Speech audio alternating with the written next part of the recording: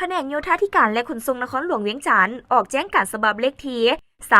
3641/ยทขนว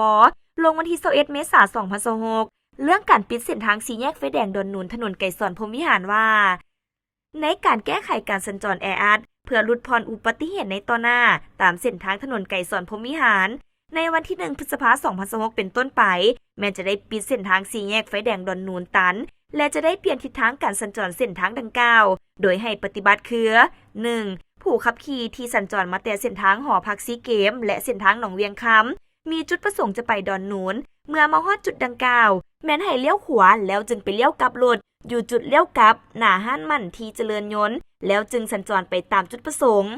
2. ผู้ขับขี่รถที่สัญจรมาแต่ไฟแดงดงโดกมีจุดประสงค์จะไปหอพักซีเกมและหนองเวียงคำแม้นให้ไปเลี้ยวกลับรถอยู่จุดเลี้ยวกลับรถหน้าห้านค้าสุขทวีดอนนูนแล้วจึงสัญจรไปตามจุดประสงค์ 3. ผู้ขับขี่รถที่สัญจรมาแต่ทางหอมเลียบคลองน้ำมีจุดประสงค์จะไปไฟแดงดงโดกหรือจะไปหอพักซีเกมและหนองเวียงคำเมื่อมาฮอดจุดดังกล่าวแม้นให้เลี้ยวขวาแล้วจึงไปเลี้ยวกลับรถอยู่จุดเลี้ยวกลับรถหน้าห้านค้าสุขทวีดอนนูนแล้วจึงสัญจรไปตามจุดประสงค์